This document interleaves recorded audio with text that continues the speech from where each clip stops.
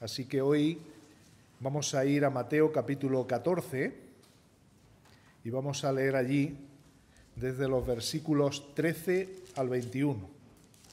Evangelio según San Mateo, capítulo 14, vamos a leer desde el versículo 13 hasta el versículo 21. Creo que es un incidente que conocemos todos, incluso las personas que no son creyentes. Es algo que les suena porque fue cuando el Señor Jesús alimentó a más de 5.000 personas. Y dice Mateo capítulo 14, empezando en el versículo 13, que oyéndolo Jesús se apartó de allí en una barca a un lugar desierto y apartado, y cuando la gente lo oyó le siguió a pie desde las ciudades. Y saliendo Jesús vio una gran multitud y tuvo compasión de ellos, y sanó a los que de ellos estaban enfermos. Cuando anochecía, se acercaron a él sus discípulos diciendo: el lugar es desierto y la hora ya pasada. Despide a la multitud para que vayan por las aldeas y compren de comer. Jesús les dijo: no tienen necesidad de irse, dadles vosotros de comer. Y los discípulos dijeron: no tenemos aquí sino 5 panes y 2 peces. Y Jesús les dijo: traédmelos acá. Entonces mandó a la gente recostarse sobre la hierba, y tomando los 5 panes y los 2 peces y levantando los ojos al cielo, bendijo y partió y dio los panes a los discípulos y los discípulos a la multitud. Y comieron todos y se saciaron y recogieron lo que sobró de los pedazos, 12 cestas llenas. Y los que comieron fueron como 5.000 hombres, sin contar las mujeres y los niños. Que el Señor bendiga su palabra. Y como veis, es un incidente tan precioso, tan gozoso, tan hermoso que los 4 evangelios nos recogen este incidente. Este milagro que Jesús hizo nos lo recoge Mateo, Marcos, Lucas y Juan. Es el único milagro de Jesús que está en los 4 evangelios. El único. Así que fijaros la importancia que los evangelistas le dan. Bueno, empezamos en el versículo 13 porque empieza con una frase. Dice: oyéndolo Jesús. ¿Qué fue lo que oyó Jesús? Pues lo que oyó Jesús es lo que está en el capítulo 14 de los versículos 1 al 12, que es la muerte de Juan el Bautista. El martirio, ¿verdad? Porque no murió de muerte natural, como sabéis. Murió decapitado a través de Herodes, ¿verdad? Que influido por su mujer y por la hija de esta mujer, pues decapitó a Juan y ofreció en una bandeja la cabeza de Juan. Y cuando Jesús, dice el 13, lo oyó esto, imaginad, ¿no?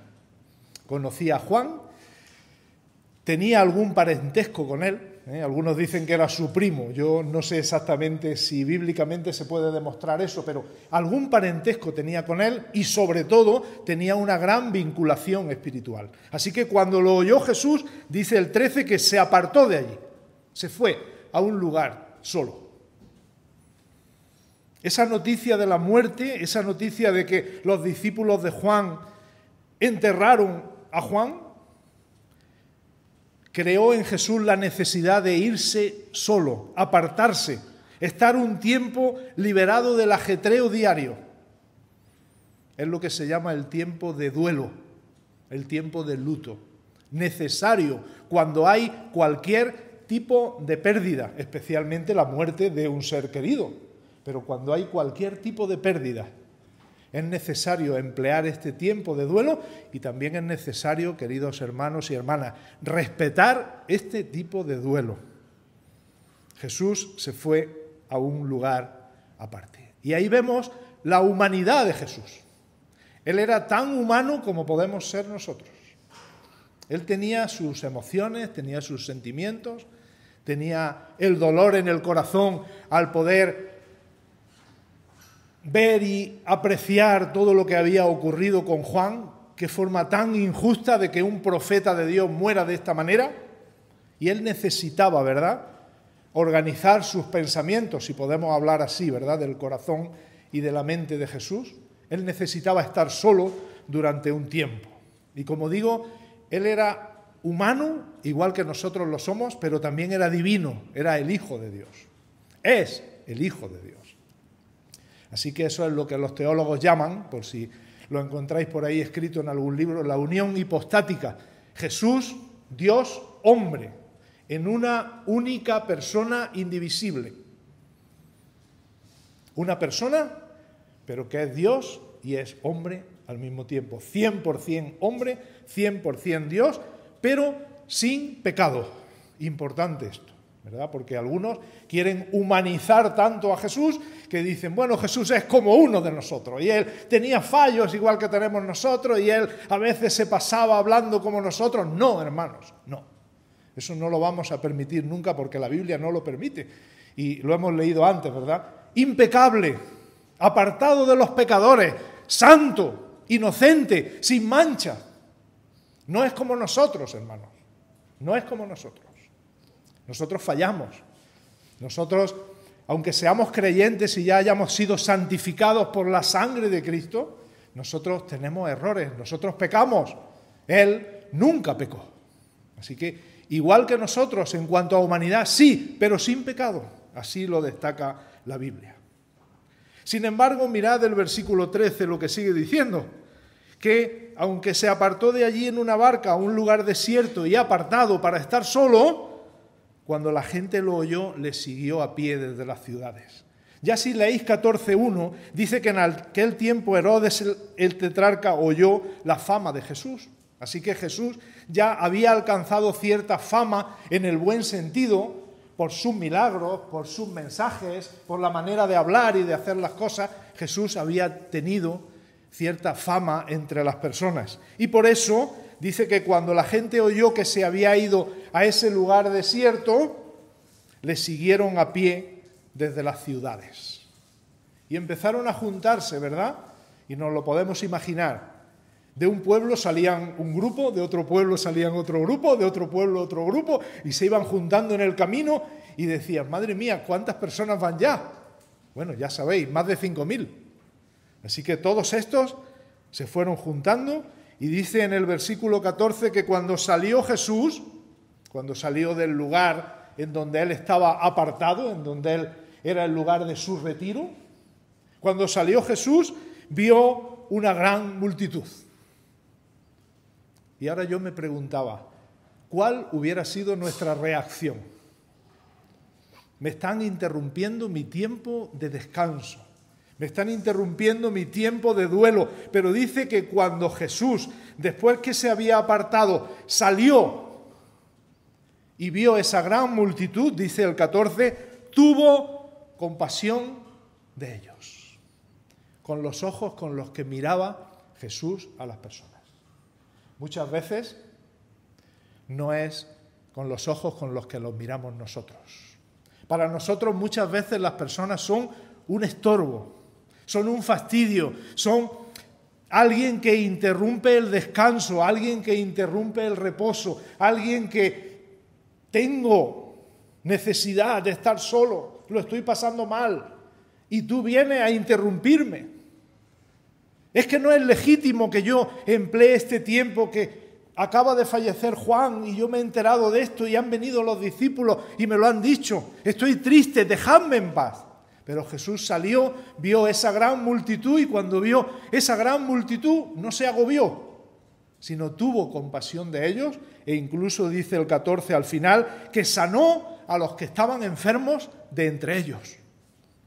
De entre los que venían, ¿verdad? Alguno pues se atrevió a venir enfermo. Igual no podía andar bien, igual tenía algún dolor, igual le ocurría algo. Y vinieron a Jesús y Jesús los curó y Jesús los sanó.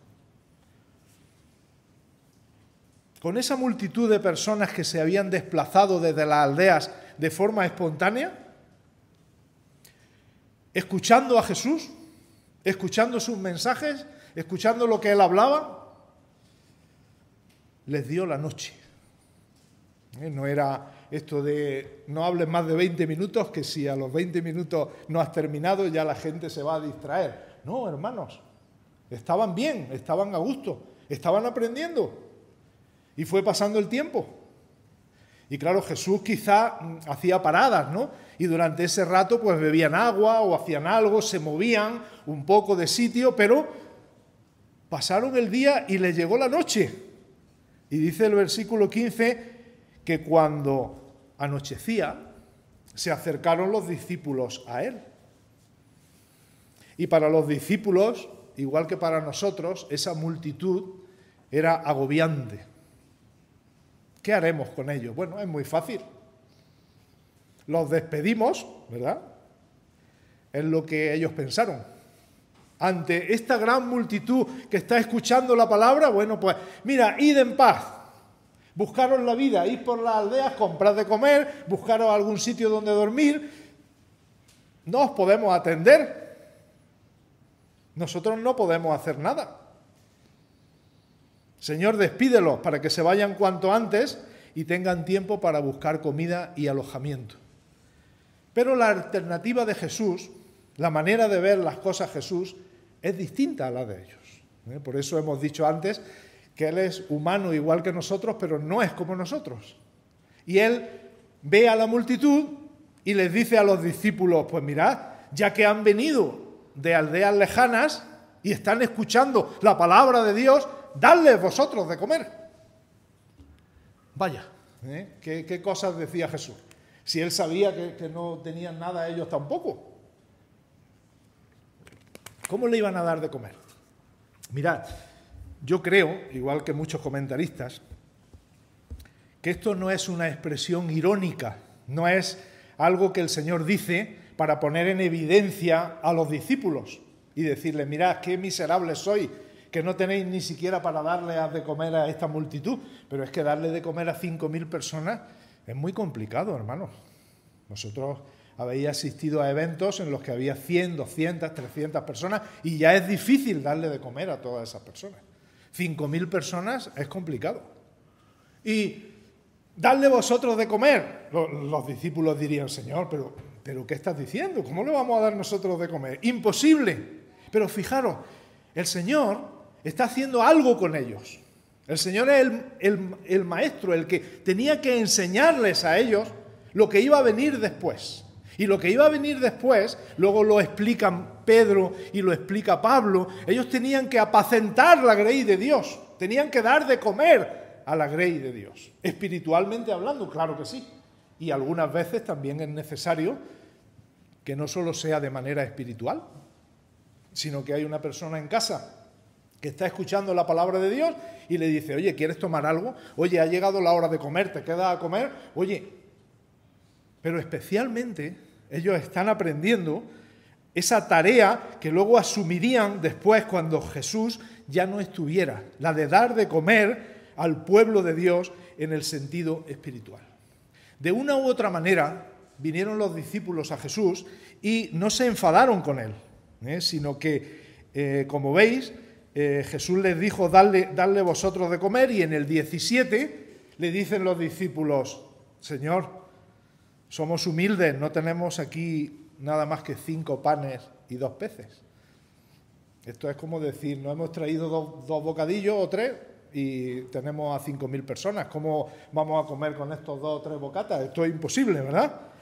Ellos fueron humildes y reconocieron su incapacidad. ¿Cómo podían darle de comer a tanta gente solo con unos panes y unos pocos peces? Aquí el Señor les enseña una lección más.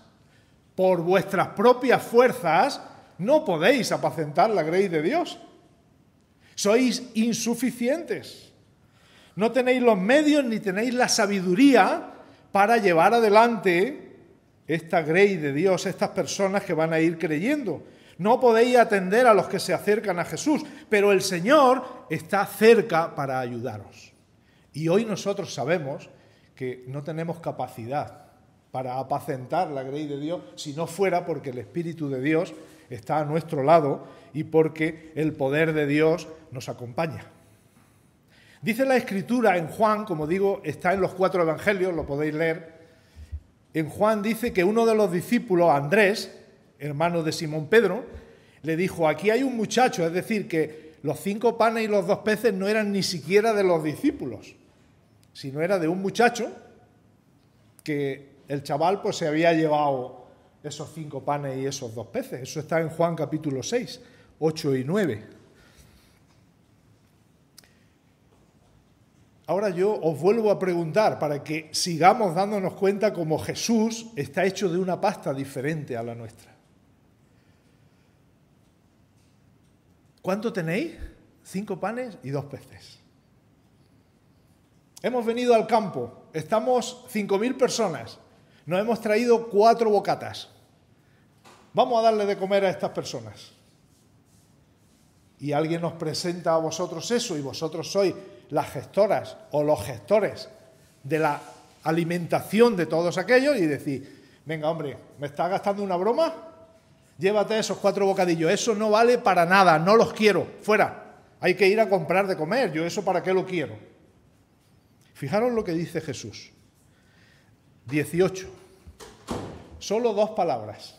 Cuando le dicen tenemos 5 panes y 2 peces, dice, traédmelos acá. Yo lo digo porque mi reacción no hubiera sido esa. Con eso no tenemos ni para empezar. Vamos, es que no les queda ni una mota en los dientes para tanta gente. Traédmelos acá. Traedme esos panes aunque sean unos recursos tan escasos, porque yo voy a usar vuestras provisiones insuficientes para dar de comer a todas estas personas. Y notamos aquí que esa forma de actuar de Jesús se repite a lo largo de los evangelios. Jesús podía haber rechazado esos pocos panes y esos pocos peces, pero Jesús quiere dejar claro que las personas podemos hacer lo posible para que Él haga lo imposible. Las personas podemos aportar lo que tenemos, aunque sea muy poco, y Él lo puede multiplicar. Las personas podemos decirle al Señor, hoy te rindo mi ser, te doy mi corazón, yo vivo para ti. En cada palpitar, mientras haya aliento en mí, Dios, haz tu obra en mí. Señor, ¿pero qué soy yo? 5 panes y 2 peces para tantas personas. ¿Qué soy yo, Señor? ¿Cómo podré yo hacer esta labor? ¿Cómo podré yo hacer esta obra? Dale al Señor lo poco que tienes. Dale al Señor tu imperfección, tu incapacidad. Dile al Señor, Señor, siervo inútil soy, en tus manos.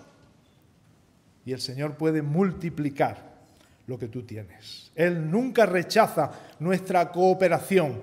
No nos necesita, hermanos, no olvidemos esto.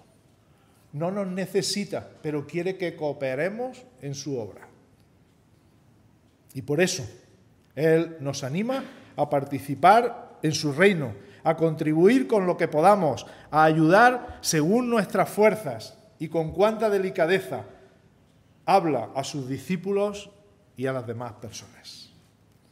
Ahora, en cuanto al milagro, porque el milagro viene después, ¿verdad? Dice que mandó recostar a la gente y tomando los 5 panes y los peces, levantó los ojos al cielo y dio gracias.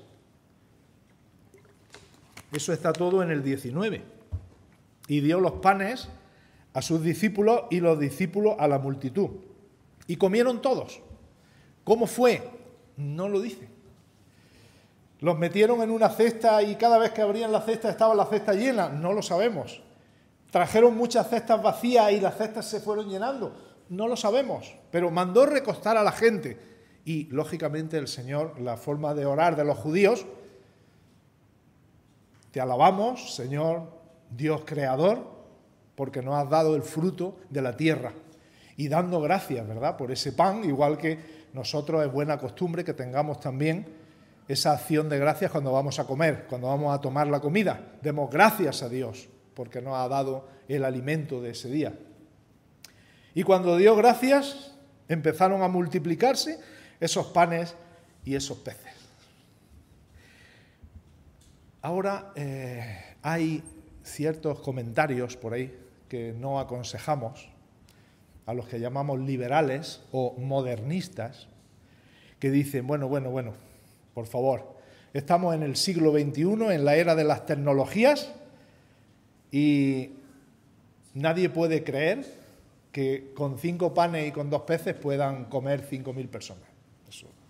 Hay un lenguaje figurado, y yo te voy a explicar, dicen ellos, yo te voy a explicar qué es lo que ocurrió allí. Mira, lo que ocurrió allí es que Jesús sació a una multitud hambrienta de conocimiento del reino de los cielos. Entonces ellos no comieron físicamente, sino que Jesús se puso a predicarles y aquellos 5.000 escucharon, y como tenían tanta sed de escuchar cosas sobre el reino de Dios, escucharon y se fueron contentos. Así que no comieron comida. Nadie puede creer que esos panes y esos peces fueran multiplicados, sino que ellos comieron la comida espiritual y se fueron muy felices, se fueron contentos como si hubieran comido o más. Esa es la explicación, una de las explicaciones que dan estos modernistas, ¿verdad? Para negar que allí ocurriera algo sobrenatural. Yo no sé cómo son capaces de explicar estas cosas así, porque escuchar la palabra de Dios y creerla también es algo sobrenatural. Y ellos dicen, no, ellos escucharon la palabra de Dios, la creyeron, se fueron llenos a sus casas y es como si hubieran comido. Pero el texto no dice eso, hermanos. El texto dice 4 veces en los 4 evangelios que comieron literalmente y se saciaron. Y no habla de nada espiritual, fue algo físico. Bueno, otros dicen, bueno, quizá esa explicación es verdad que es un poco que se nos escapa de las manos, pero sí pudo ser literal lo de la comida, ¿no?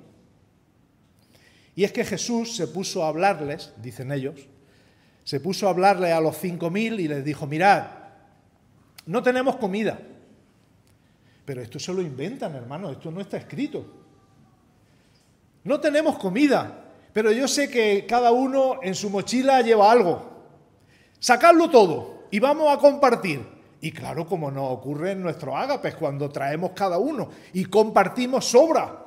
Y todos comemos y todos nos saciamos. Así que cada uno sacó lo que llevaba en su propia mochila y cuando lo pusieron en común comieron los 5.000, pero allí no hubo milagro ni nada por el estilo.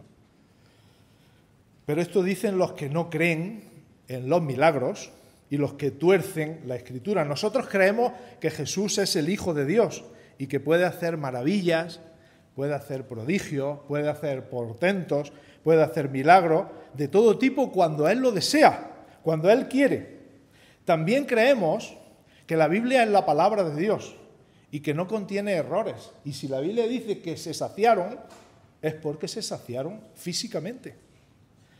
La Biblia no nos presenta como algo real lo que es ficticio y en ningún momento encontramos en este relato nada que nos hable de que sea alegórico ni figurado, sino que se trata de una historia verídica. Tanto es así que en Juan capítulo 6, también en este mismo incidente, dice que aquellos hombres entonces, viendo la señal que Jesús había hecho, dijeron, este es el profeta que había de venir al mundo. Es decir, reconocieron en Cristo como el profeta que tenía que venir a este mundo porque vieron un milagro, vieron una actuación sobrenatural en la persona de Jesús. Así que dicho esto y cómo se hizo el milagro, tenemos que decir que en los versículos 20 y 21 dice que comieron todos y se saciaron y que además sobró 12 cestas llenas. Y los que comieron fueron 5.000 hombres, sin contar a las mujeres y a los niños. Yo voy a ir acabando, pero quiero antes dejar claras 2 cosas que me parecen aplicaciones aparte de las que ya hemos hecho. Hemos hecho algunas aplicaciones, pero creo que hay algo más que decir sobre este texto. Porque cuando leemos un milagro de este estilo, de este tipo, con esta ternura con la que lo hizo el Señor, viendo a la multitud, teniendo compasión de ellos, eso es algo que sale del corazón, que sale del interior. Mirar a las personas y no verlas como un fastidio, sino verlas como una oportunidad para acercarlas a Dios. Verlas como personas necesitadas, que les hace falta la compasión que viene de Dios. Y poder hablarles del amor de Cristo, poder hablarles de que el Señor está cerca de ellos. Cuando nosotros vemos estas cosas, también como creyentes, como hijos de Dios, esta historia nos recuerda el cuidado que tiene nuestro Señor de cada uno de nosotros. El cuidado incluso en las circunstancias más difíciles, incluso en momentos de escasez, incluso en momentos de pobreza, incluso en momentos de debilidad o de enfermedad.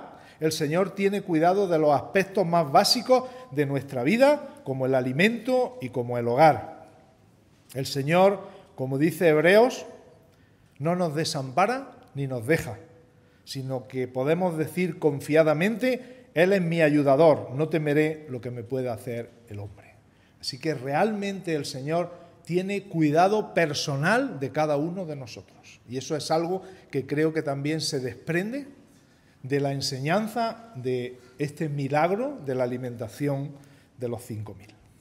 Pero además, también creo que encontramos una hermosa lección sobre la suficiencia del Señor Jesús para la salvación de las personas. Mirad, ellos hemos dicho que literalmente comieron pan, comieron pescado, no sé si lo cocinarían o harían algo a la brasa o lo que fuera, ¿verdad? Pero comieron y estuvieron saciados físicamente.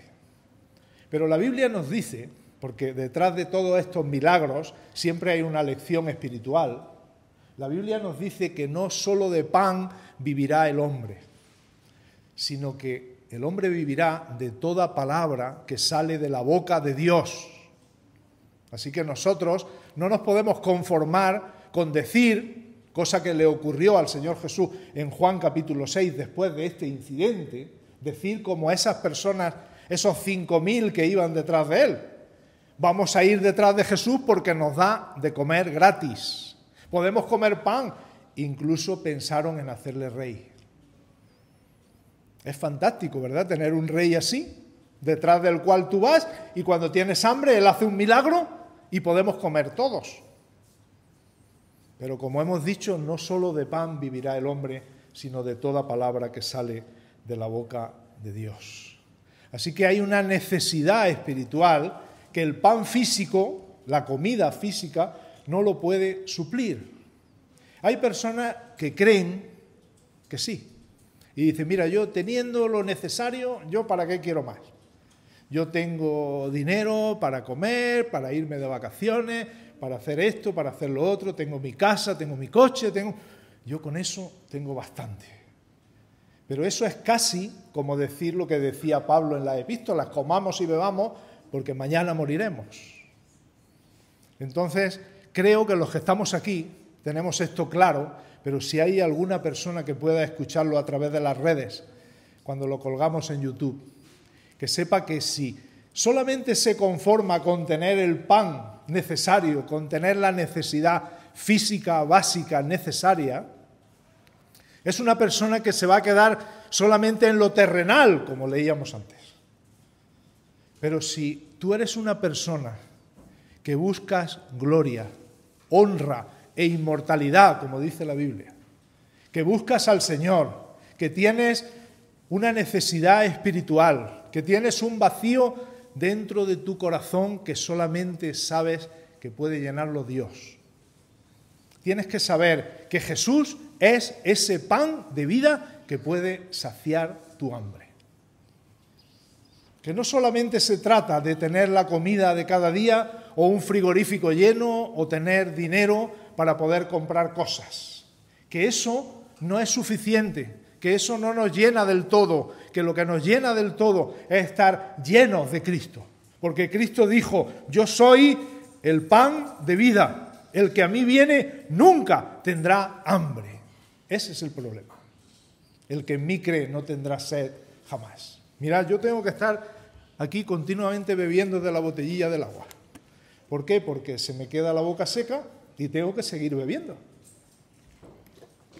Pero Jesús dice que el que beba del agua que Él le dará no tendrá sed jamás.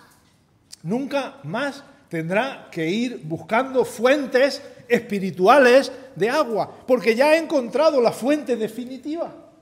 Él dice, yo soy el pan de vida.